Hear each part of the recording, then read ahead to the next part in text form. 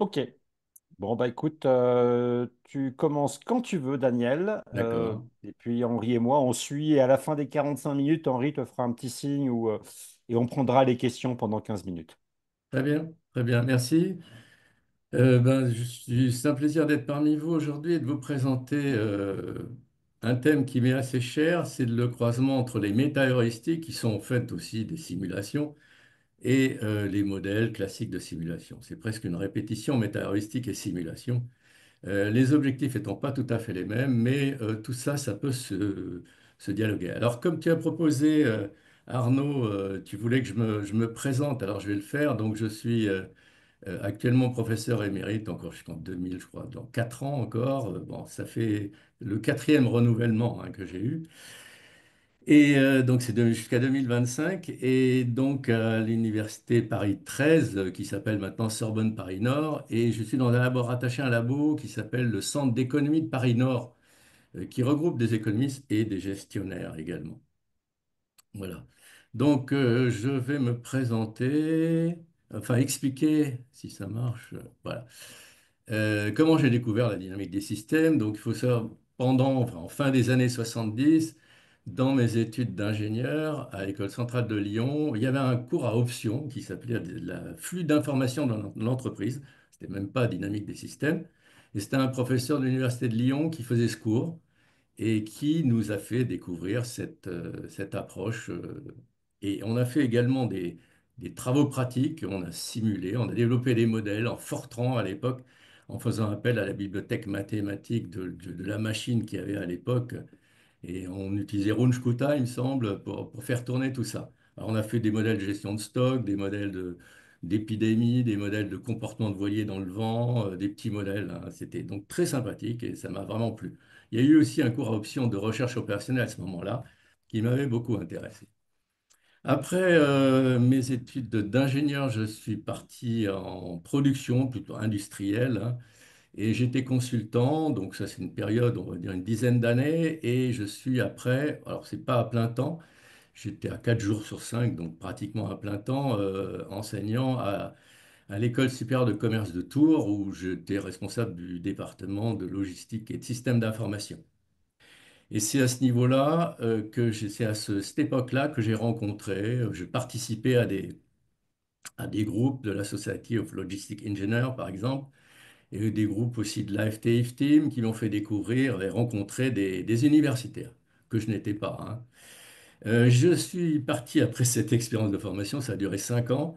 J'ai pris la direction logistique et informatique et organisation d'un groupe de 6 sociétés industrielles de fabrication.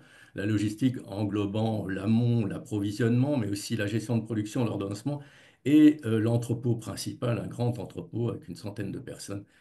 Et voilà. Et c'est à ce moment-là que je me suis décidé d'arrêter et de faire une thèse et surtout de profiter de mes expériences pour essayer de mieux comprendre ce qui se passe dans une usine, dans une entreprise en général, sachant que j'avais du mal à comprendre certaines choses. Par exemple, pourquoi on avait 3 mois de stock, il fallait absolument 3 mois de stock. Il y avait 25 000 références et il fallait 3 mois de stock sur certains produits. Bien sûr, les taux de rotation n'étaient pas les mêmes. 3 mois de stock, pourquoi? C'est facile de baisser. Quand on baissait, c'était une catastrophe. Donc, essayer de savoir pourquoi, essayer de démystifier tout ça. Et c'est là que j'ai eu le déclic dynamique des systèmes qui me disait, bah, il y a un outil qui permet de découvrir un peu ça, de mieux comprendre ça. Alors voilà. Donc, je me suis lancé dans une thèse. Donc, je suis revenu à l'école de commerce de Tours. Je me suis lancé dans une thèse, donc en gestion des systèmes de production par rapport à ce que je viens de dire. Et alors là, le problème, je ne connaissais pas l'université. J'ai rencontré Hervé Matt, qui était le pauvre est décédé de professeur à l'ESSEC de logistique, et Pierre Dejax, qui était professeur à l'école centrale de Paris, et qui était aux mines de Nantes, enfin il est retraité maintenant, il est émérite. Et Pierre de Jacques travaillait surtout sur l'ordonnancement, la programmation mathématique, etc. Et il m'a dit, moi, j'ai une dizaine de thésards, je te conseille d'aller voir plutôt des gestionnaires, et notamment à l'École des mines de Paris. Donc, je suis allé voir Jean-Claude Moidon, qui était directeur du Centre de gestion scientifique à l'École des mines de Paris, et Armand Actuel, qui devait m'encadrer, qui se proposait en tout cas de moi. Alors Moidon connaissait la dynamique industrielle et d'ailleurs m'avait donné un article de Management Science qui parlait du Berlowitz et Effect notamment. Et Actuel était plutôt spécial, enfin encadré des étudiants. Bon, il fait de l'épistémologie Actuel, comme on le sait, mais il encadrait les gens qui faisaient de la simulation discrète. Alors, je reviendrai là-dessus, hein. Donc, il m'a aussi donné d'autres contacts universitaires. Donc, je suis allé voir Marie-Claude Portman, qui était directrice de recherche à l'INRIA à Nancy, qui est une informaticienne qui travaillait sur des logiciels d'ordonnancement. Alors, ça ne m'intéressait pas. Et puis, enfin, j'ai rencontré, alors c'était vraiment une chance, Jean-Paul Kieffer, qui encadrait à ce moment-là une thèse de Kardassa Suryadi, un étudiant indonésien qui faisait une thèse en dynamique des systèmes en gestion de production à l'université d'Aix-Marseille 3, où était Jean-Paul Kieffer. Et il se trouve que Kardassa Suryadi travaillait également chez KBS, avec Michel Karski, il faisait la hotline et il l'aidait à développer des modèles voilà. Donc, j'ai donc fait une thèse en CNU 61. Alors, c'est assez curieux, hein, parce qu'entre la gestion de production, j'aurais été plus logiquement en 06 qu'en 61. Voilà. Alors, une autre question qui s'est posée, c'est que, enfin, pour moi en tout cas, c'est que je mélangeais un peu tout à ce moment-là. J'étais intéressé par la dynamique des systèmes. J'enseignais la recherche opérationnelle, déterministe et stochastique avec les chaînes de Markov, les processus de Markov. Donc m'intéressait également. La simulation discrète, je la connaissais, je l'utilisais uniquement en formation. Et puis j'ai découvert par la suite multi-agents les métaheuristiques. Métaheuristiques liées aussi à la recherche opérationnelle. Voilà, parmi tout ça, comment s'en sortir au niveau disciplinaire? Alors, évidemment, quand on fait une carrière universitaire, on essaie de viser une section et ce qui se rapporte à une section, quelles sont les revues? En sciences de gestion, très peu de publications faisaient référence à la dynamique des systèmes. La revue française de gestion industrielle, on avait quelques-unes, mais en fait très peu. En informatique, la seule demande, l'orientation, c'était de développer des modèles d'optimisation, de parler de performance, de vitesse de traitement, de convergence des modèles, et voilà.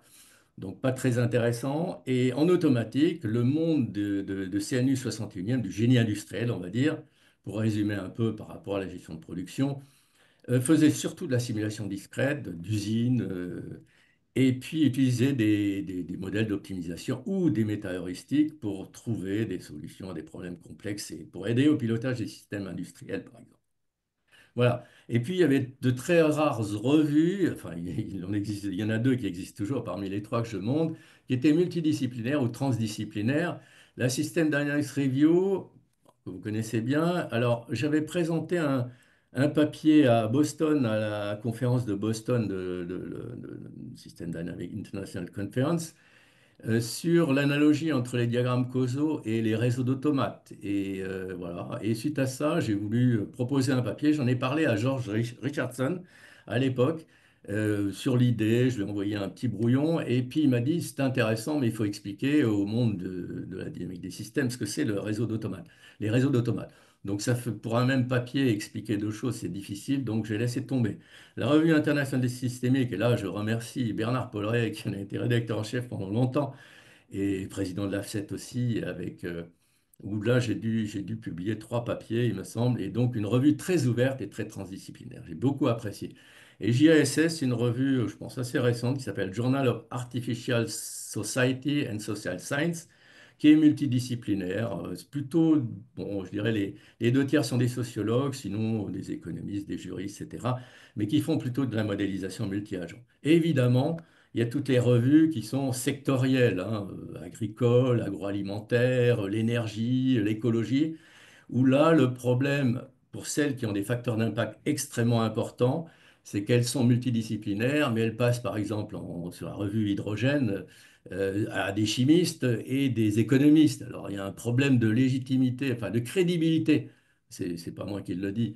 Ce sont les sections du CNU et du CNRS qui vont dire là, une revue où on mélange tout, toutes les topics est une revue moins crédible, d'ailleurs moins bien classée. Enfin, il n'y a plus de classement au CNRS maintenant dans la section 37, mais voilà. Et j'en arrive à ma présentation d'aujourd'hui, où je vais surtout parler de deux objectifs de ces modèles, les uns apportant une aide à la décision et les autres une analyse des comportements. J'insisterai surtout sur la seconde, même si, bien sûr, une fois qu'on a analysé les comportements, c'est un apport d'aide à la décision.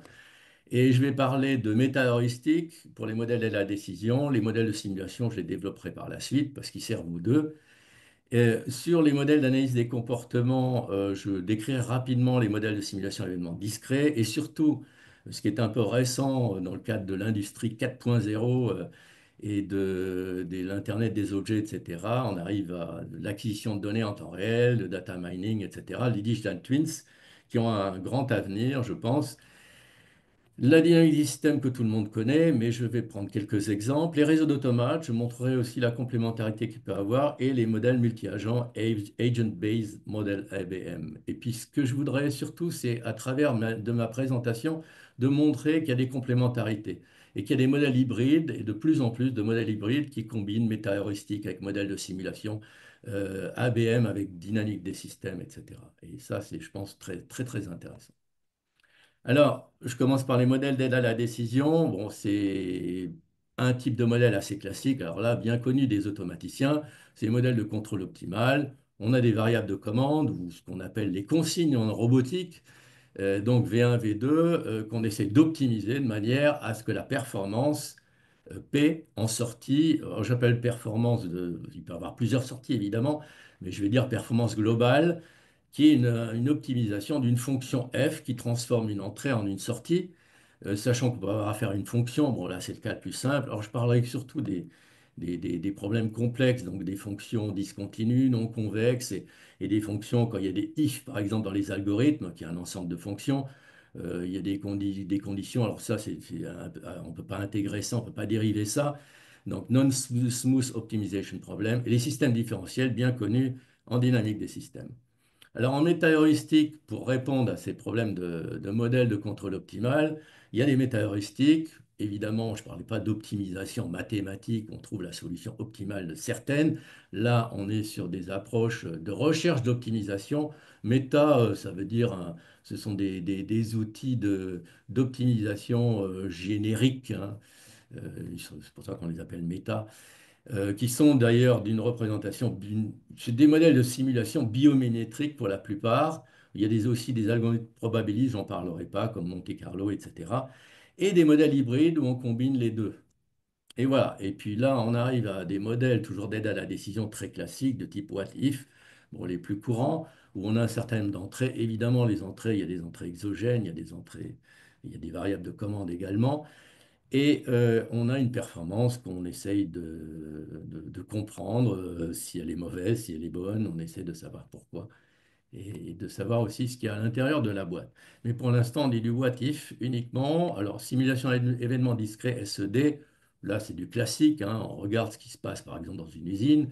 On examine le flux et on voit ce qui se passe si on changeait, par exemple, le lancement de l'eau de production, etc. On voit l'effet qu'il y a sur les goulots d'étranglement. Digital Twin, j'en reparlerai, la dynamique des systèmes évidemment, mais aussi l'agent-based model, donc les modèles multi-agents. Voilà, alors je vais parler d'abord de méta-heuristique. Alors, on est typiquement dans un problème de résolution, d'essai de résolution de problèmes complexes, mathématiquement dit NP complet. Alors voilà une fonction un peu complexe. On voit que bon, il y a trois dimensions, que la fonction dépend en fait de x et y, et qu'on a un espace un peu curieux. Et il s'agit par exemple de chercher le minimum dans cet espace-là, donc l'endroit où f de x est minimal. Donc on a une valeur de x et y qui rend la valeur de f de x, donc une solution S minimale. Alors il y a une heuristique, une méta-heuristique qui est très connue, qui est Taboo Search, qui utilise des approches probabilistes, et je vais l'expliquer. Voilà la forme de la fonction f de x, y. Je pars d'une solution initiale qui est une implantation, par exemple, une organisation, une implantation de magasin dans un espace qui correspond à un coût ou à une fonction économique donnée ou à un chiffre d'affaires prévisionnel donné, etc. Donc on a une solution S0 qui peut être une configuration existante qui correspond f de S0 à un coût donné, une fonction économique donnée. Ce logiciel va essayer de monter par exemple et il va se rendre compte que si je veux minimiser, je n'ai pas intérêt à monter, il faut que je descende. Donc il va explorer une S1 au-dessus, il va voir que f de S1 est mauvaise, donc il va descendre, il va trouver f de S1 qui est meilleur, donc il va dire OK, je continue, il va descendre à S0, il va dire bah, très bien, et puis après il va trouver S3, et là il voit que ça remonte et il s'arrête là. Donc la plupart des modèles d'optimisation locale, comme la méthode de Newton, etc., s'arrêtent dès qu'elles ont trouvé un minimum, par exemple, ou un maximum, un optimum. Et Taboo Search permet justement, grâce à un système, bon, je ne vais pas rentrer dans le détail, à remonter, à donner une probabilité et une espérance de pouvoir visiter et enfin trouver ce, par exemple, peut-être ce minimum, qui est peut-être, il y en a peut-être plusieurs, il va peut-être pas forcément trouver celui-ci, mais il va en trouver un meilleur qu'aurait trouvé un problème, un modèle d'optimisation locale. Alors, il y a un autre type de, alors là, c'est une simulation biomimétique, enfin biomimétique, là, c'est pas de la biologie, si c'est de la génétique. Là, c'est une référence à Darwin avec l'évolution des populations et des reproductions et des mutations. Alors l'algorithme génétique utilise, c'est relativement simple. Vous partez d'une solution initiale. On retrouve cette fameuse S0 d'avant, par exemple, qui est une solution que vous allez représenter. Alors si c'est un espace bidimensionnel, vous allez le représenter en deux dimensions. Je vais prendre un cas simple, vous allez le présenter sous forme d'un chromosome de n bits. Chaque bit, c'est 0, 1. Et donc, un mot de n bits va représenter une solution initiale. Et il va y avoir plusieurs solutions possibles. Et parmi toute cette population, vous allez reproduire les meilleurs, enfin ceux qui ont le meilleur fitness, le meilleur résultat en termes économiques. Voilà. Et ça, c'est un exemple ici où vous voyez deux chromosomes, A, G, C en rose et en bleu. Vous avez une opération de reproduction ici. Alors, vous coupez par exemple à ce niveau-là et vous avez deux individus qui peuvent être créés de naissance possible, soit un croisement de AG, donc rose et TTA, soit GA et CCD. Et vous allez retenir à l'issue de cette première reproduction, ce crossing over, ça s'appelle, de cette opération de crossover, vous allez retenir l'individu qui est le plus intéressant en termes économiques. Et vous allez faire ça à plusieurs générations jusqu'à trouver des solutions pseudo-optimales. Évidemment, on ne trouve pas forcément toujours l'optimum, mais en tout cas, c'est une méta-heuristique bien connue qui est utilisée. Alors, il y a un opérateur intéressant aussi qui est la mutation qui donne une probabilité, par exemple, qu'un gène, par exemple cette lettre G, se transforme en une lettre E avec une probabilité de 10-6. Donc ça permet aussi d'enrichir la population et d'avoir un individu qui peut être beaucoup plus intéressant grâce à cette mutation. Évidemment, s'il est moins intéressant, on ne le retient pas. Voilà, une autre analogie, et cette fois-ci avec, alors c'est pas du biomimétisme, avec, alors c'est IBM, c'est un informaticien d'IBM qui a inventé cet algorithme de Metropolis et qui correspond à une métaphore, en fait. Ça représente le recul simulé en métallurgie. Alors, l'idée, c'est dans les métaux, quand ils commencent à avoir des problèmes, des défaillances dans les métaux, on peut monter à haute température, bien sûr, avant qu'ils fondent, et après, une fois qu'on a atteint une température élevée, on laisse descendre la température très doucement. Et qu'est-ce qui se passe? Et là, c'est la thermodynamique qui répond. Il y a des changements d'état, des changements énergétiques. D'ailleurs, ça fait référence à la théorie du chaos, mais aussi à des bifurcations, des attracteurs qui permettent de modifier la structure et donc de changer. Rappelez-vous ces creux que j'ai montrés, de passer d'un creux à l'autre, c'est pareil. Et dans le recul simulé, en réel, en métallurgie, ça correspond à des changements d'état de structures cristallines des métaux, par exemple d'une structure en cubique face centrée ou autre, etc. Voilà un exemple d'un algorithme de simulated annealing qui tourne. Alors, il part d'une température élevée et elle décroît. Et là, il se balade sur un graphe, je ne sais pas si vous voyez, et il va essayer de trouver le minimum. Bien sûr, il va retenir chaque fois qu'il se promène. Donc, vous voyez, il ne reste pas dans un optimum local. Bon, là, la température est de nouveau est arrivée à zéro. Donc, il redémarre à une température élevée. Il descend progressivement. Et chaque fois, il va retenir les solutions intéressantes. Donc ça, pareil, on fait plusieurs itérations et on a des chances de tomber sur l'optimum. Bien sûr, il y a un infini dénombrable de solutions dans certains cas et on a du mal à trouver l'optimum. En tout cas, mathématiquement, les mathématiciens n'aiment pas trop ça, hein. Les méta-heuristiques, ni la simulation d'ailleurs. Voilà un autre exemple de simulated annealing, là, de recuit simulé, qui est appliqué au problème du voyageur de commerce, qui est bien connu, qui est un problème NP complet. On sait que c'est un voyageur de commerce qui doit visiter N clients et qui doit trouver un circuit le plus court qu'on appelle le circuit hamiltonien en recherche opérationnelle. Et donc, c'est un graphe complexe et la complexité de ce problème, c'est factoriel n-1, divisé par 2 si on a une symétrie dans la matrice. Bon, une distance entre A et B est égale à une distance entre B et A. Par contre, le temps entre A et B, si on monte une côte, en la descend, c'est peut-être pas pareil. Donc, si on veut minimiser le temps total et trouver le circuit hamiltonien, ben, c'est un problème complexe. Donc, imaginez une centaine de villes à visiter, factoriel 99 possibilités, ça commence à mouliner pas mal. Donc, on fait appel à des heuristiques. On ne sait pas résoudre mathématiquement le problème. S'il y a un algorithme de Little qui marche pour des des petites valeurs de n. Les insectes sociaux, alors c'est intéressant aussi. Alors là, c'est le biomimétisme. Alors c'est une observation en fait des comportements des fourmis, mais aussi des termites. Alors là, il y a Bonabo qui a travaillé là-dessus, qui a publié, je crois, dans Nature un papier sur les insectes sociaux. Alors le principe est relativement simple. C'est en observant les fourmis, on les a mis dans un labyrinthe. On a mis une nourriture à l'issue, à la sortie du labyrinthe, et puis une fourmi a dû chercher l'endroit pour aller chercher la nourriture.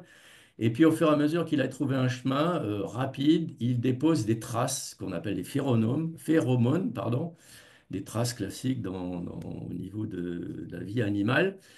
Et au fur et à mesure que d'autres fourmis, donc déjà les traces vont lui permettre lui de reconnaître le chemin, mais aussi à d'autres fourmis d'y aller. Et au fur et à mesure qu'elles amplifient ces traces, ben, on voit que ça noircit et c'est le chemin probablement le plus court. Alors il y a des phéromones qui disparaissent parce qu'il y a un chemin qui est moins intéressant. Les traces disparaissent comme des odeurs hein, qui disparaîtraient au bout d'un certain temps. Voilà le principe. Alors voilà les insectes sociaux.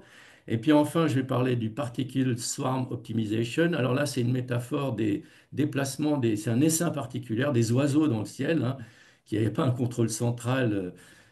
Ils s'observent l'un et l'autre et puis se déplacent par rapport à ça. Alors ça, c'est intéressant en termes d'optimisation aussi. Et voilà un exemple où on voit, là, on recherche une maximisation hein, voilà, bon, là, il l'a trouvé. Voilà, les particules, c'est en rouge, elles se baladent, elles se rapprochent comme le feraient des oiseaux, et puis bah, elles se rapprochent tous quand elles ont trouvé le point le plus culminant, parce que la fonction économique ici étant de maximiser. Voilà.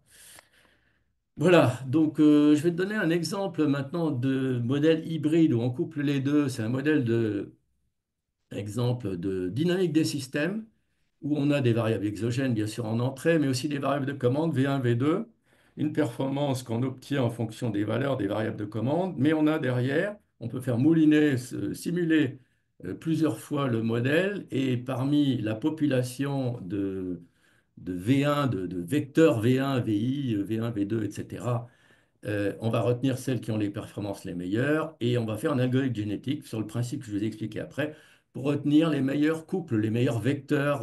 Voilà. Et on fait tourner ça plusieurs fois. Et ça, c'est un exemple que j'ai développé avec un collègue qui s'appelle Philippe Robert, qui est en marketing et qui m'a fait découvrir d'ailleurs le connexionnisme. Parce que dans sa thèse, il avait travaillé sur la métathéorie du chaos appliquée au comportement du consommateur. Il avait Henri Atlan comme rapporteur. Et là, c'est une application au GRH sur des entreprises qui ont un besoin de flexibilité important, qui font appel à beaucoup d'heures supplémentaires, d'appel à des intérimaires, CDD. Et l'idée, c'est d'essayer d'optimiser, entre guillemets, la répartition le coût induit par l'appel à ces différentes politiques de RH. Donc, on entre un profil de demande suivant différents profils de demande qui peuvent être fluctuants, des steps, des pulses, voilà, différentes des randoms dans la demande ou des saisonnalités, et avec des délais de mise en œuvre des politiques de RH en fonction de temps de formation, etc., qui peut être variable en fonction des profils. Variable, donc là, c'est stochastique les délais.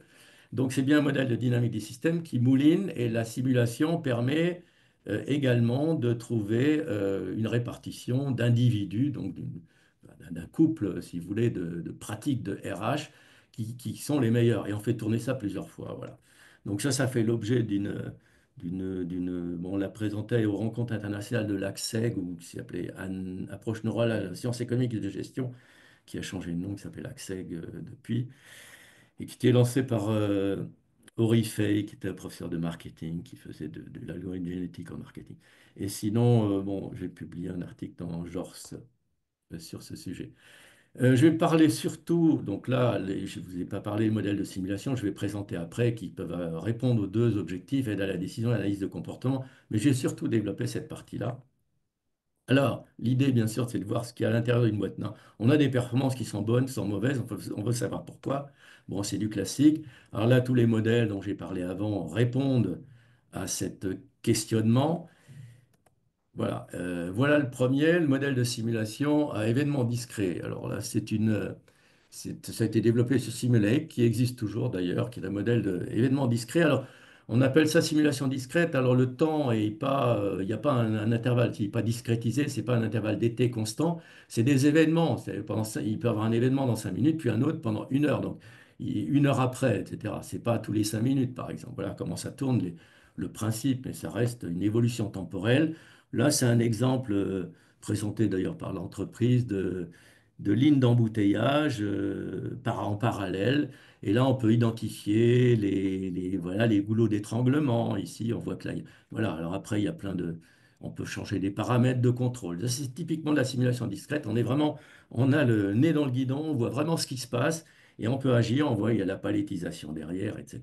Voilà. Et après, bien sûr, on a des indicateurs de performance qui donnent la durée moyenne, on va le voir maintenant. Vous voyez l'average time, le temps moyen dans le système, le temps d'attente moyen, 42%, ce qui est énorme, donc il faut changer les paramètres. Voilà, donc c'est du what if classique. Je vais vous parler maintenant des digital twins ou jumeaux numériques. Alors c'est assez récent. Le terme digital twins vient de la NASA, mais à l'origine ça s'appelait Mirror, je crois, par Greaves quand il l'a présenté dans un cours.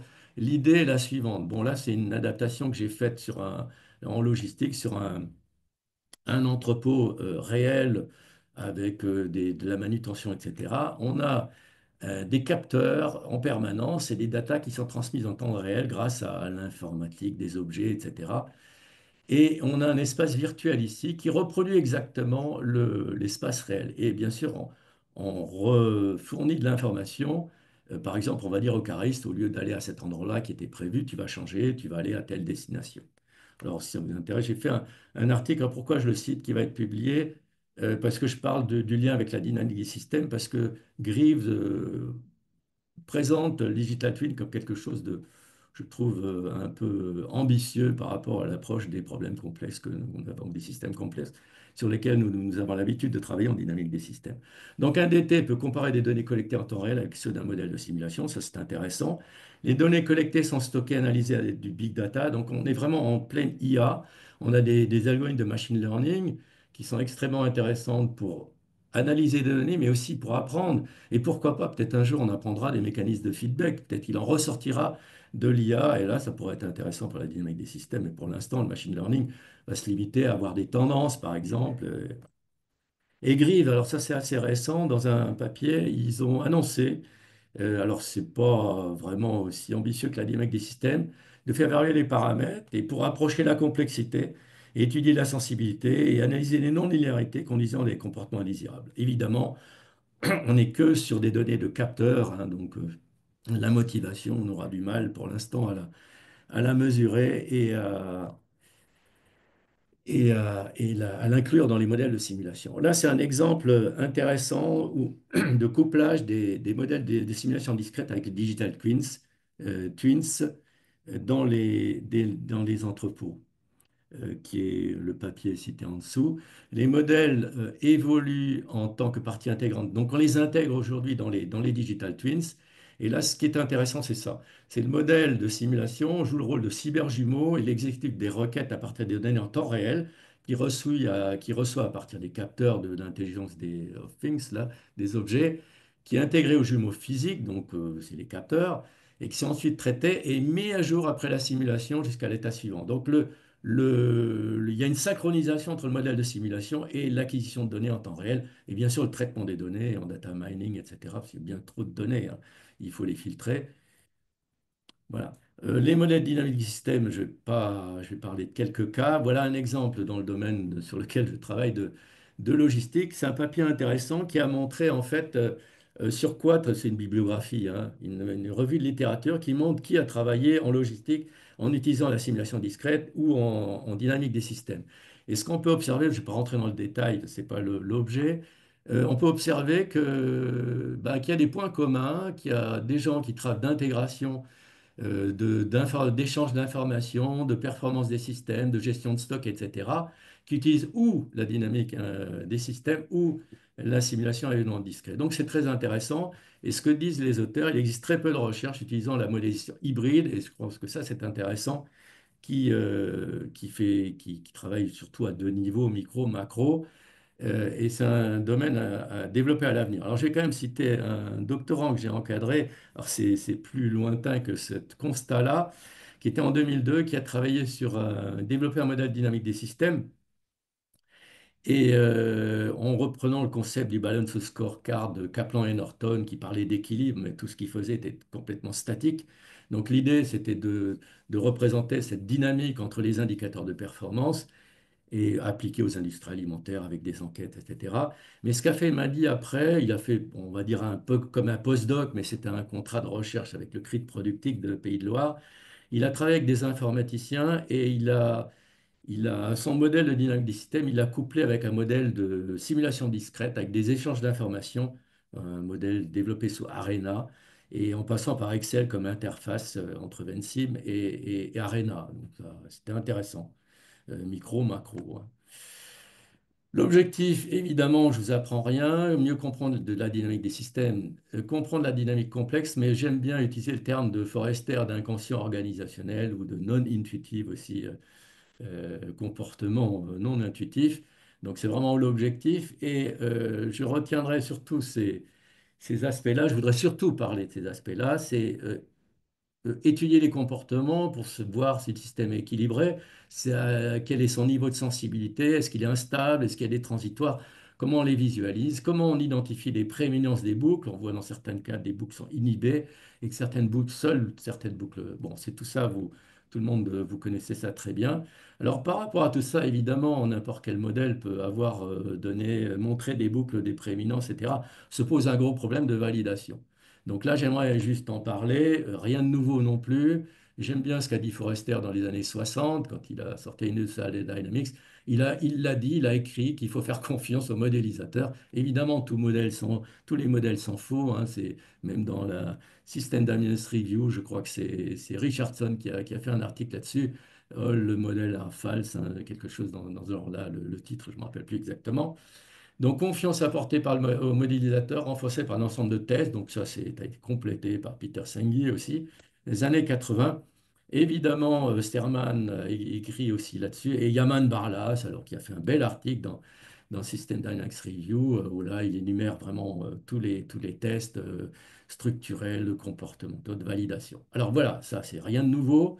Moi, j'aimerais vous donner mon opinion sur la validité des modèles, et notamment par rapport à la thèse que j'ai faite. La validation structurelle peut se baser sur des théories, tant mieux. On n'a rien de nouveau. S'il y a une théorie qui justifie une relation causale, autant en profiter. Et je pense qu'on peut valider sur cette base-là. Mais souvent, on a affaire à des observations empiriques et on n'a pas forcément, on ne recollecte pas forcément des données. Et les enquêtes peuvent être qualitatives. Alors là, ce que j'ai fait, par exemple, dans l'exemple par rapport à ma pratique industrielle, j'ai fait des enquêtes. Alors là, c'est une démarche complètement qualitative avec une pré-enquête pour essayer d'identifier des mécanismes, toujours sur une vision cybernétique, hein, pour identifier des mécanismes de contrôle. Voilà. Et suite à cette pré-enquête, j'ai fait une enquête par questionnaire. Voilà un exemple qui est paru d'ailleurs dans une revue, où, par exemple, je pose la question, en cas de tout en bas, là, en cas de variation saisonnière, oui, saisonnière des ventes, est-ce que vous assurez une flexibilité des ventes? Est-ce que vous anticipez la production, etc. Vous sous-traitez des crêtes? Voilà. Bon, suite à ça, j'ai construit après des modèles. Alors, un autre avis sur la validation, alors là qui est un peu plus risqué, j'en conviens, c'est ce que j'appelle, moi, un homomorphisme comportemental. Je considère qu'un modèle, même simple, du moment qu'il donne en résultat qu'il a un comportement qu'on peut reproduire dans la réalité, observer dans la réalité, je considère qu'il a une certaine validité, surtout si on n'a pas d'historique, si on n'a pas de données mesurables, qu'elles sont qualitatives, etc. J'aime bien ça. Et là, je vais prendre comme exemple, non pas ma thèse, mais je vais prendre, par exemple, et là, je crois que c'est dans l'ouvrage de Gérard Weissbuch qui s'appelle Introduction au système complexe. Il cite, mais il a pas publié ce modèle, il le cite. Il a fait un petit modèle, alors ce n'est pas de la dynamique des systèmes, c'est des réseaux d'automates, où il a montré, il a développé un modèle où il expliquait qui se comportait comme se comporte un dyslexique, c'est-à-dire que vous allez entrer un certain nombre de lettres, Et en sortie, on observe que c'est pas du tout pareil. Henri Atlan, également, dans la Revue internationale des systémiques, a écrit des choses sur la biologie en disant qu'un réseau d'automates, avec même 10 automates, pouvait exhiber une complexité de 2 puissance 10, donc énormément d'états si chaque automate peut avoir deux états, 0 ou 1, par exemple. Là, c'est juste une illustration de vulgarisation dans le journal du CNRS. Et j'ai bien aimé, parce que suite à un colloque modélisation succès et limites, euh, Frédéric Alexandre est un mathématicien. Donc voilà, c'est une image qui est intéressante, simulation numérique d'un voilier, les points modélisés de la trajectoire. Alors là, j'imagine que le modèle qui a été utilisé, de la simulation qui est utilisée, c'est des gros logiciels qui tournent pendant 2 3 jours, qui font des calculs très complexes d'éléments en volume fini, de rhéologie, etc. Bon, ils sont, vous voyez, les couleurs correspondent sans doute à des problèmes d'énergie, etc.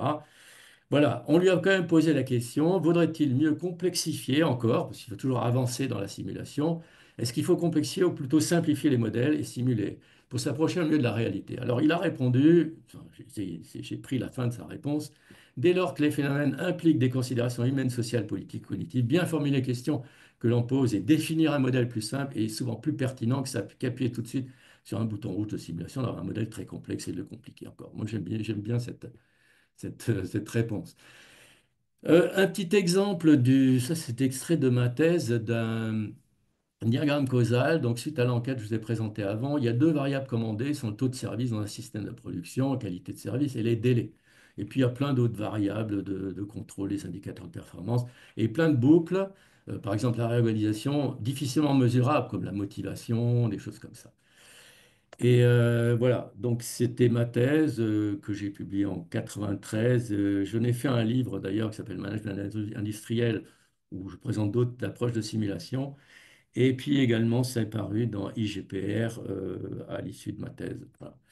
Et je n'ai fait aussi un outil de formation. C'est après ma thèse, j'ai utilisé mon modèle pour développer, alors, vous connaissez très bien l'interface VNAP, où voilà, où là c'est plutôt pour l'éducation, pour comprendre, par exemple, on a les possibilités de modifier plein de choses, les ventes, le profil des ventes, les délais de réaction. Alors, je vais prendre un exemple, je vais aller rapidement, hein. Je constate la qualité moyenne de transmission des informations et des ordres. Ici est passé de 95% à 80%. Je veux savoir ce qui se passe, je fais une simulation et il me dit, regardez, là, le taux de service a baissé et puis au bout de 100 jours, il a atteint 95%. Voilà. Donc, l'avantage de VNAP, c'est qu'on peut remonter aux causes, ou plutôt là, voir les effets de la variation de la qualité des transmissions d'informations sur les délais. Donc, analyser tout ça, je ne vais pas rentrer dans le détail, mais c'est très, très puissant et très intéressant. On peut modifier suite à ça. Donc, on peut jouer à ça, réaction sur les délais de capacité, les capacités de production. Je vais les diminuer plus rapidement, je vais les augmenter plus rapidement. Là, c'est plutôt augmenter. Et voilà ce qui se passe. Bon, c'est beaucoup plus rapide comme comportement et je peux observer encore une fois grâce à des recherches de causalité. Donc, ça, c'est très puissant. Et donc, c'est surtout axé sur l'apprentissage. Et là, les 3 publications sont surtout focalisées sur les doctrines pédagogiques classiques, l'apprentissage même de Socrate et la méthode Montessori, etc. Et comparé par rapport à l'approche par la dynamique du système que j'ai appliquée au modèle de logistique. Voilà, je vais parler des réseaux d'automates, si j'ai le temps. Oui. Les réseaux d'automates. Alors là, l'objectif est un peu différent. Dynamique globale, c'est pareil que la dynamique des systèmes, mais il y a les phénomènes d'auto-organisation qui sont très intéressants, que c'est l'objectif des réseaux d'automates et des modèles multi-agents. Donc, on étudie également la stabilité, mais aussi les attracteurs. Donc, c'est référence à la théorie du chaos, attracteurs point fixe, donc une stabilité, par exemple, dans une évolution d'une variable, et ou bien instabilité avec des fluctuations, ce qu'on appelle les attracteurs cycle limite d'ordre n, 2 ou 3, etc. Et on a aussi, en tout cas pour les réseaux d'automates cellulaires et les modèles multi-agents, l'espace qu'on n'a pas en dynamique des systèmes, donc on va représenter, voir l'évolution spatio-temporelle dans les modèles. Alors, le principe d'un réseau d'automates, c'est très simple, et l'ABM, donc les modèles multi-agents, sont aussi basés sur ce principe-là. C'est très simple. C'est très vieux en plus, c'est l'automate à seuil ou le réseau de neurones formel, c'est pareil. Vous avez un automate I qui a un état, par exemple 0, 1, à l'instant T, qui dépend de l'état précédent et surtout des, euh, l'intensité des interactions, y compris J peut être égal à I, y compris avec lui-même, à l'instant précédent par rapport à un seuil donné, θ. Donc ça déclenche l'état, il change d'état dès qu'il dépasse un certain seuil en fonction des connexions, des interconnexions qu'il y a entre. Voilà un exemple. Alors ça, c'est un réseau social, par exemple, on pourrait dire que c'est des individus qui échangent entre eux, et il y a une pondération des échanges et de la puissance de chacun dans la communication. Alors, il y a eu des démonstrations mathématiques. Dans les années 80-85, il y avait Fogelman-Sounier, ça vous dit peut-être quelque chose comme nom, et Goleschal, qui est une troisième personne à Grenoble notamment, qui ont travaillé, qui ont démontré mathématiquement, c'était des thèses en mathématiques appliquées, qui ont démontré qu'il y a des attracteurs, par exemple cycle limite d'ordre 2 ou le point fixe. Alors, il ne me reste pas beaucoup de temps, donc je vais aller assez rapidement. Nous avions un logiciel pour simuler un réseau d'automates. Et comme je vous ai parlé de Philippe Robert avait dans sa tête Henri Atlan. Et Henri Atlan lui a prêté un logiciel qui s'appelle MUMS, mais qui tournait sous DOS, qui était limité à 256K. Et là, j'ai des étudiants qui ont développé en macro ce genre d'outils. Et comme je n'ai pas beaucoup de temps, je vais aller plus vite, pardon, qui permet de voir des points fixes. Je vais prendre un exemple d'un travail qui a été fait par Pierre Massotte, qui était à la direction de la recherche d'IBM France et qui avait travaillé, avait observé une usine de production de cartes électroniques à Montpellier. Il avait fait des tests de Lyapunov et détecté du chaos déterministe et il avait développé un petit modèle qui pouvait l'expliquer. Donc je suis parti, c'était complètement analytique ce qu'il a fait, pour essayer de le représenter de manière, sous forme de dynamique des systèmes. Et bon, là, le diagramme, bon, il est relativement simple, le modèle. En cours est égal en cours précédent de l'instant P, taux de production moins taux de sortie. La seule différence, j'ai divisé par dt ici, donc j'ai discrétisé le taux d'entrée. Et vous voyez, il dépend de la productivité et une régulation qui se fait en fonction de ça. Donc c'est un modèle assez curieux qui donne des comportements, voilà, trois types de comportements observés en dynamique des systèmes. Alors en rouge, c'est quand j'ai un taux de productivité de 2 tiers de 66%. J'ai une stabilité dans le niveau d'encours et donc ce qu'on appelle un attracteur point fixe dans les réseaux d'automates. En vert, dès que je passe à une productivité de 50%, c'est rare hein, d'en avoir une à 50%, mais bon, c'est au niveau du modèle.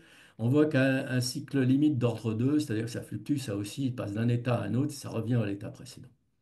Et puis, quand la productivité n'est que 33%, on a un attracteur chaotique. On peut le voir d'ailleurs en dessous.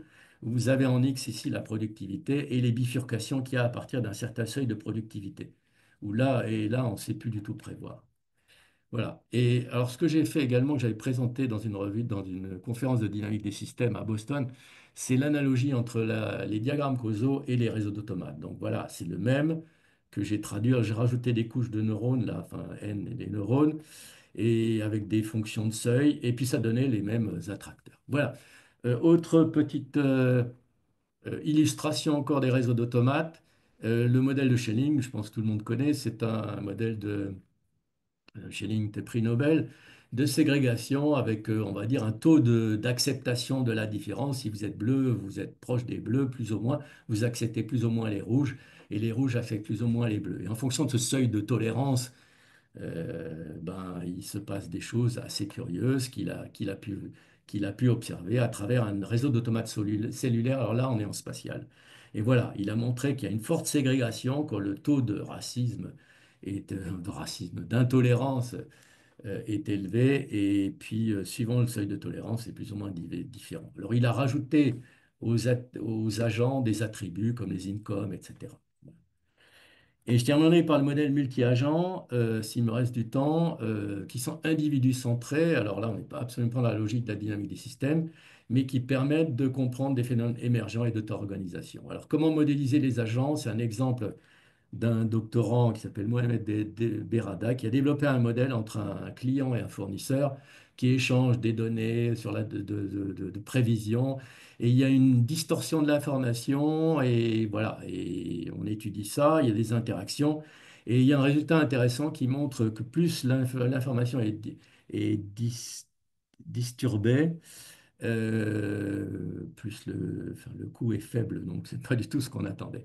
Voilà, alors il y a eu d'autres travaux qui utilisent les modèles agents, par exemple le multi-agent avec des problèmes de localisation, le multi-agent appliqué au merchandising, le multi-agent dans les transferts de connaissances, l'échange d'informations et le misperceiving, l'élocation, l'optimizing et un autre travail en cours. Alors, il y a des modèles hybrides qui combinent le multi-agent avec des méta-heuristiques et des modèles utilisant que l'optimisation. Je vais terminer par d'autres exemples.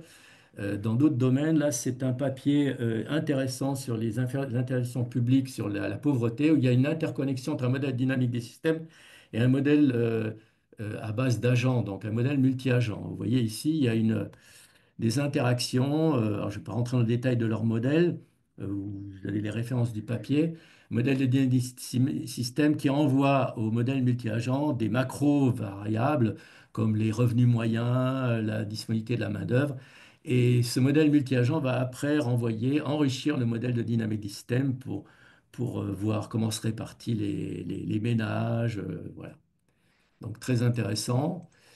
Un autre modèle qui intègre la dynamique des systèmes et les modèles à base d'agents dans le développement durable, qui a été publié là récemment dans un workshop en 2024, et surtout celle-ci que vous devez peut-être connaître, qui a été présentée dans la conférence de System Dynamics 2021, qui montre l'hybridation des modèles et la combinaison des ABM, donc multi-agents et System Dynamics. Et je terminerai là en faisant une synthèse de ce que je voulais transmettre, c'est qu'on a une vision évidemment micro quand on parle de simulation discrète, de digital twins, alors là, vraiment dans le détail, on est au niveau des capteurs. L'ABM aussi, on est individu centré, on peut savoir ce qui se passe en interaction entre les individus, mais une vision macro évidemment pour la dynamique des systèmes, mais pour les réseaux d'automates également, et sur les modèles multi-agents qui montrent ses propriétés d'émergence et d'auto-organisation. Et voilà. Donc, par rapport à ces modèles d'analyse de comportement, on a une possibilité de développer des modèles hybrides, aussi bien pour étudier les comportements que pour aider la décision, en croisant des méta-heuristiques, là j'ai mis heuristique, méta-heuristiques, avec la dynamique des systèmes, entre les ABM et la dynamique des systèmes, mais entre eux, et ça je vous l'ai montré dans un exemple, entre la simulation à événements discrets et les digital twins.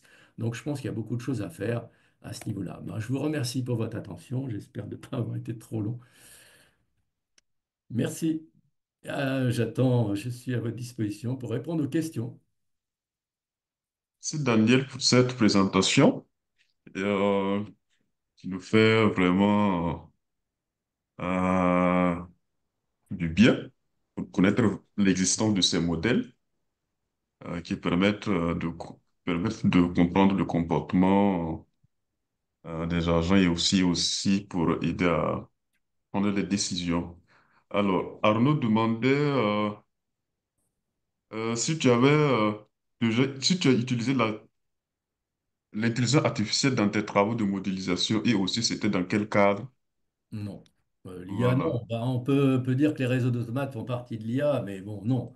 Non, data mining. Si actuellement, il y a Mehdi Movedka que je vous ai cité avant dans sa thèse, il n'a pas fait une carrière universitaire, mais il est actuellement ingénieur de recherche. Il travaille chez consultant chez Daher et qui est prestataire logistique et il dirige un workshop d'un projet ADEME sur l'entrepôt, sur le Digital Twins dans les entrepôts. Et il m'a parlé l'autre jour, parce que je participe à leur projet en termes de réflexion un peu théorique, on va dire, parce qu'il y a une thèse CIFRE qui se passe à Grenoble, qui est très axée intelligence artificielle, data mining, machine learning, avec des spécialistes de ce domaine. Mais Madi voudrait intégrer aussi la dynamique des systèmes, donc on est en train de travailler, de réfléchir là-dessus. C'est le projet, il s'appelle Jumelle, il a commencé en fin d'année dernière. Voilà. Sinon, on y a, non, Ok. j'ai pas. Si, un réseau de neurones, mais bon, là, c'est plus pour des réseaux multicouches. Quand on a une entrée, une sortie, on veut faire correspondre les couches, comme la reconnaissance de forme. Si, des modèles de Hopfield, des choses comme ça, oui. Mais pas par rapport à la dynamique des systèmes, non. Ok. Ça marche. Je ne sais pas si parmi les participants, quelqu'un voudrait poser une question. Donc, la personne peut écrire ou bien ou- ouvrir son micro pour poser la question. Oui, Daniel, tu m'entends? Oui. Je voudrais te poser une question sur l'état de enfin, plutôt la métacognition sur les modèles. Alors, je m'explique. Est-ce qu'il n'y a pas un risque de construire un modèle en fonction des résultats espérés? C'est une grande question, hein. C'est une grande question. C'est Bah, c'est la typiquement question que je me pose toujours, les tout le questionnements de temps. l'AFSET, hein, des groupes de l'AFSET, notamment de systémique. Évidemment, le biais du modélisateur, la représentation, les problèmes de représentation. D'ailleurs, j'avais parlé de tous les modèles sont faux, je ne sais plus si c'était Richardson, mais Richardson a écrit une chose intéressante, un papier aussi, qui montrait qu'à partir du même diagramme causal, déjà on ne trouvait pas les mêmes résultats en faisant un diagramme plus stock derrière. Donc, déjà, on a un premier biais dans la transformation entre diagramme causal, donc une première représentation, on va dire, constructiviste et puis la seconde de transformation en équation, en différence finie, enfin par l'intermédiaire des diagrammes plus stock. Mais en amont, effectivement, on est dans une démarche constructiviste, je pense, et se construit, et effectivement, pose un problème cognitif, et oui, oui, oui. Bon, après, il y a Ouais. tous les tests, et là, Yaman Barlas a fait un bon travail dans le papier sur la validation, sur ce sujet, hein, sur ces sujets. Je ne sais pas si Je j'ai répondu crois, à la question. je crois que, bon, il y a les modèles pour comprendre et les modèles pour prévoir. Et Ouais, je pense que déjà, si la modélisation, enfin, je pense que la modélisation est un véritable carrefour de communication, c'est un outil de médiation. Et je pense que quand on construit un modèle, on ne le construit pas seul, on le construit avec les autres, oui, ce qui fait que, effectivement, peut-être qu'on évite certains biais cognitifs. oui. Alors là, il y a une chose intéressante. Tu me fais penser à Romain Brugnot. Romain Brugnot, il est membre, hein, il s'est inscrit parce que je lui ai passé le lien dans le groupe de dynamique des systèmes. Romain Brugnot, j'étais rapporteur de sa thèse à l'IFMA, c'était une thèse en génie industriel avec Henri Pierreval comme directeur. Et il avait fait une thèse CIFRE chez Renault utilisant la dynamique des systèmes. Alors, il avait développé un modèle d'agrégation de données qui était intéressant parce que c'était tous les flux à l'intérieur de tout le groupe Renault industriel.